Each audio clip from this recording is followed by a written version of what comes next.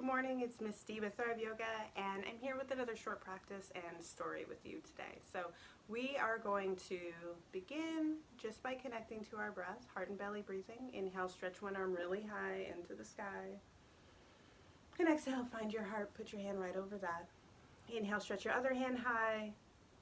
Exhale, place your hand right over your belly button. Take a deep breath in and out. Breathe in and out. One more time, breathe in and out. And let your hands rest down. Take one more breath on your own, breathing in. And then take a moment to center and focus on your heart. I want you to just check in and notice how your heart's feeling, what your heart is telling you about what's going on today, right now, in this moment. And you might begin to notice one feeling that feels really present for you. It might be 2, could be 10. And you might also notice that you're not sure yet, and that's okay. We'll take one more breath here. Breathe in and out. Okay. So if you've had a class with me before, you know that we always check in and just kind of take stock of how we're feeling before we start our class, and noticing what's coming up for us and how we're feeling in any given moment gives us a lot of information. And I say this all the time, it's really true.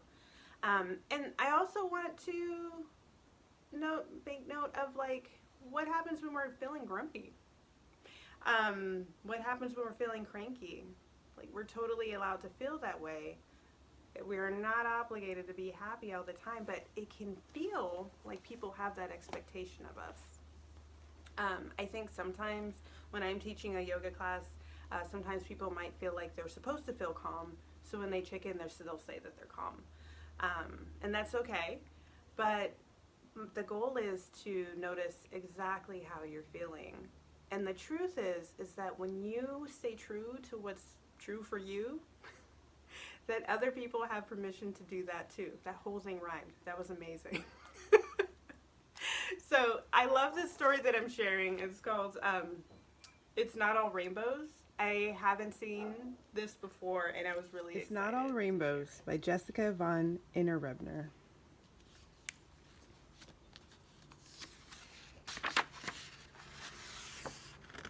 To anyone who's had a bad day.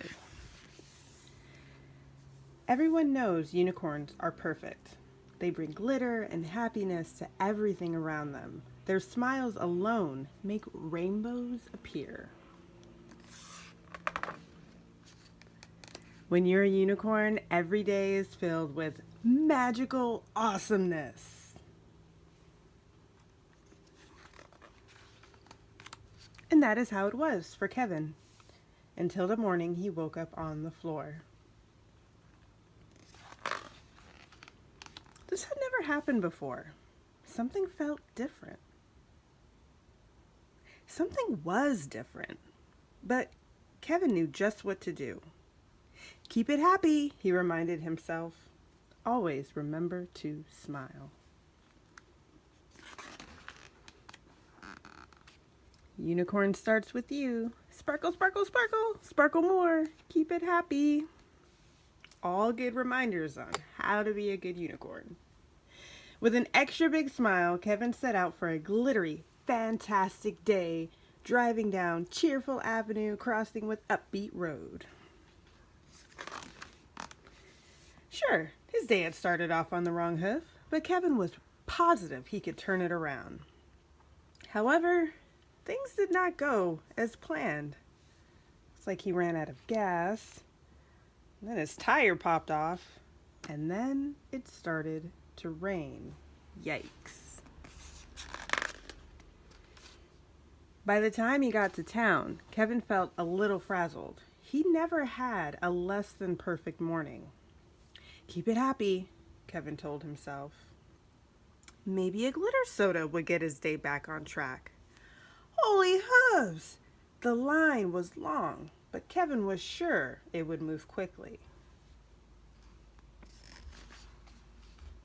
It didn't, though, and by the time he got to the front, they were out of glitter soda. All sold out. Keep it happy, he said to himself. Hey, friend, don't worry. I'm going to set you up with a free clam juice. Have a sparkly day. Kevin kept a smile on his face, even though his insides didn't feel smiley at all.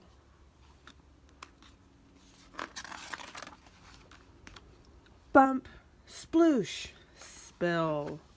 Oh, sorry, are you okay? Totally, feeling happy and fantastic, just like always. Who doesn't want to smell like the ocean?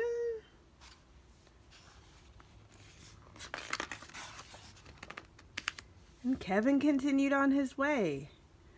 Wow, that's a lot of birds. Syrup is very sticky. Ah, cupcakes. Happy birthday, Andrew. These puppies are so cute as they chase him down the road with his cupcake stuck to him.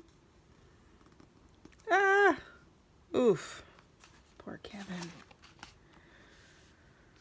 Kevin could no longer hide what he was really feeling.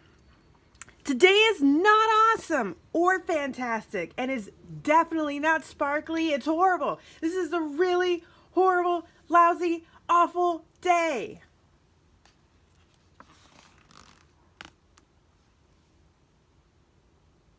As everybody looks and Kevin sits, someone says, I'm having a bad day too.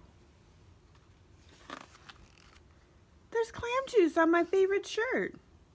This has been stuck on my horn for a week, and I've been pretending it's not there. There's glitter in my eye. There's glitter in both my eyes. It turns out unicorns don't always have perfect magical days.